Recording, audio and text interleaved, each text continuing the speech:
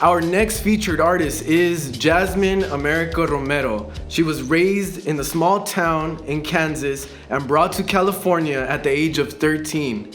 She is currently 18 years old and has recently graduated from Linda Esperanza Marquez High School in Huntington Park as a part of the class of 2020. She enjoys writing poetry and singing music as a way to show others that every fear can be conquered.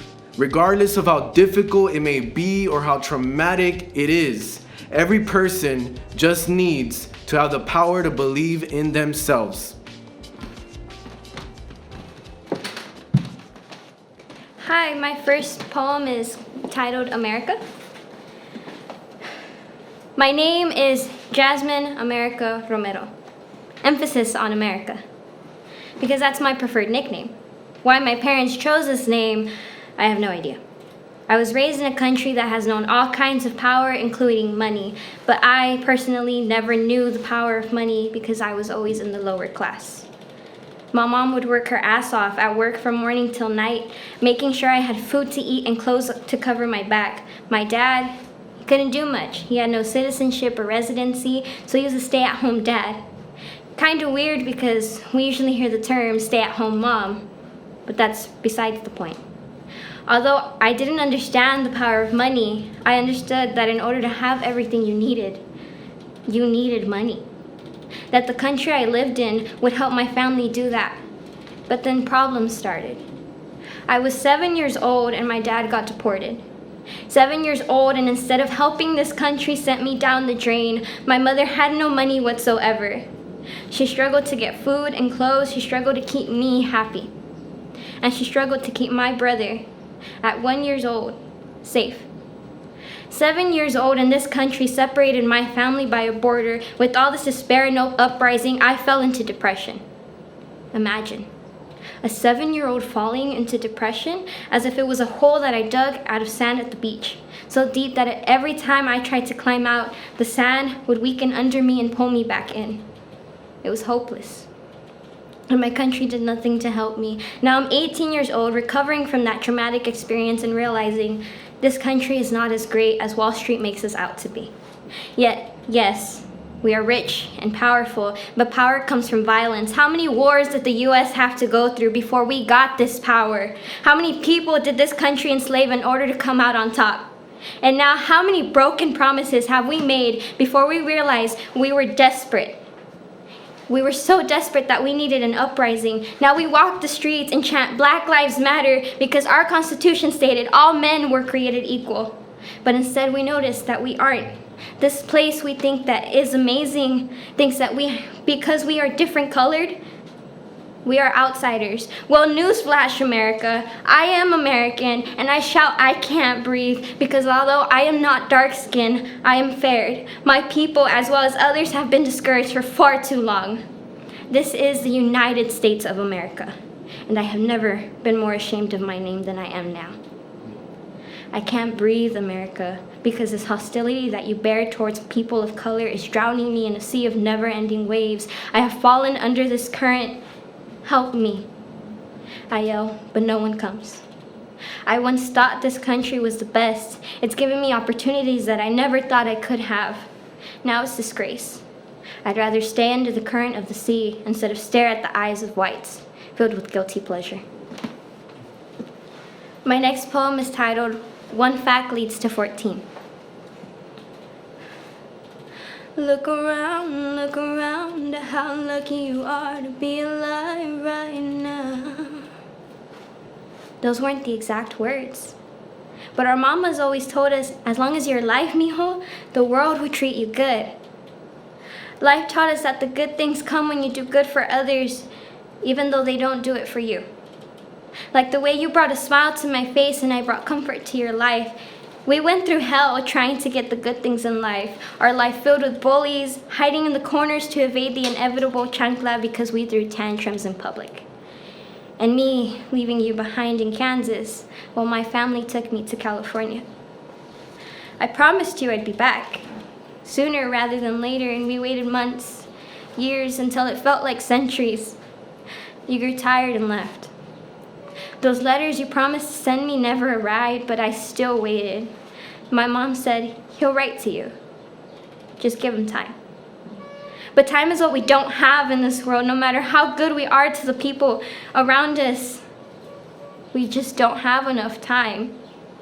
You showed me that when I received the message that you were found hanging from the tree outside your house. You promised me that we would stay together, because it didn't matter what was happening to us. We would find our way back to Kansas. And now I have nothing. Lost to you in an endless black hole that is not light years away, but instead life years for me. You took away your life and left me with mine. Dying is easy, living is so much harder. I don't understand why you took the easy way out. Now I have to look forward to the facts about you, and I only have 14. 1, your smile always brightened everyone's day, and now like a candle at the end of its wick, it's gone. 2, your aura shining like the lost treasure of a pirate, buried but still able to be found. 3, your voice, the soft soothing sound that helped me calm down on my worst day. 4, you left like there was nothing left for you here. 5, you didn't say goodbye. You jumped like a coward and broke the hearts of everyone. 6, we were glass figurines hanging from a tree and you decided to fall. 7, we were best friends. Brother and sister, I didn't deserve this. 8, I hate you. 9, I loathe you. 10, I'm jealous. 11, I'm angry. 12, I know you did this for you, but now it's because it's for me too. 13, you started a chain that nobody saw coming, like the end of a capital or the rise of an empire. 14, you invited 13 others to follow in your steps. And in the process, you made me lose 14 friends to suicide. But I'm not angry or jealous. I don't loathe you anymore. I don't hate you. I just miss you. I just don't feel as lucky to be alive in this world I live in. I'm scared. But I'd rather live. The easy way out is not my way out. So until we meet again, rest in peace, Enriquez, and the 13 lives that followed. And my final poem is called All I Ever Wanted Was Ice Cream. Nobody gets what they deserve. Like when I was 10 and stayed with my aunt because I wasn't old enough to stay home alone. Well, I sat down and read a book while being called weird by my cousins because a girl reading a book wasn't normal. As they ran around with their crazy little patitas like Speedy Gonzalez, they knocked down my aunt's favorite vase. But instead of being the criminals, they were the victims, and I took the blame. I was 10, reading a book on the far east end of the house, but the hatred here never ends. She's like, "Ay, mis niños, ¿quieren nieve?" She brought them ice cream, and I sat in the corner taking the punishment that I didn't deserve. I longed for something, the way they longed for that ice cream. I think I deserved the ice cream they held, especially if it was a waffle cone with 2 vanilla scoops and some rainbow sprinkles on top, even if I don't like them. But I didn't get that ice cream. The way I didn't get an A on my project. No, the Beowulf project from English class? Yeah. Instead, I got a D+. That was an A+ project. Staying up until 3 a.m. putting the effort to show that I understood the character without bringing myself into the picture, without showing that Grendel and I were acquainted by blood. But Ms. Kopatich said it was too basic.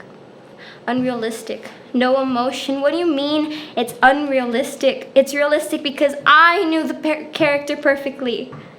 I knew Grendel perfectly. I knew him so well that his blueprint was stuck in my head, an invention waiting to be created, a life waiting to be given. I knew him so well that when I had to write about the 10-foot monster from Beowulf, I built a man who resembles me. Yes, I, Dr. Jasmine Frankenstein, with the flip of a switch and the strike of lightning, I gave him life. He's alive. He's alive. My father is alive. My dad is alive, and he's Grendel. A monstrosity filled with scars from the wounds he's inflicted on others, stitches covering his tattered skin, a body covered in mud and sin, flesh that was no longer his own, giving off a greenish hue of death. Yeah, he wasn't 10 feet tall like other monsters. No, he was 5 feet and 8 inches, with a scar on his eye that resembled my own, and a shadow that threatened my very existence, and with a smile that scared the gods themselves. And as he got up off that table, taking his very shaky first steps, walking towards me, extending his hand, stumbling as he unfolded his fingers, there, in the middle of his palm, was a name: Romero. Jasmine America Romero. Not Jasmine Frankenstein. Just Romero. A sin that I had no choice but to take with me, because I cannot help but acknowledge that the monster I made is no different from the monster who made me. With the glimpse of a blueprint and the strike of lightning, he stands before me, and I am no longer Frankenstein, the doctor who invented life. I am a girl, a small powerless girl with tin braids cowering in the corner of the closet, praying that the monster under her bed won't get me.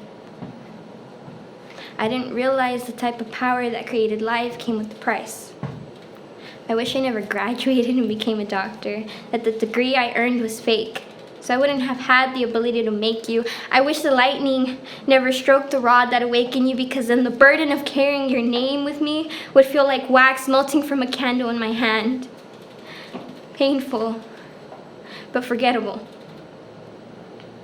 I wouldn't have to acknowledge your looming existence over my shoulder. I could live a happy life.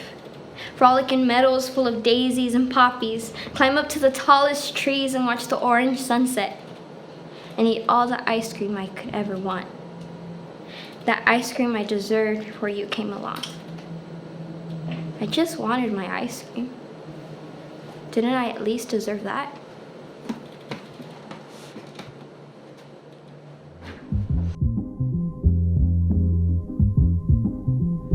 That was Jasmine America Romero, such an incredible young poet from Southeast Los Angeles. We wish her the best in Oregon.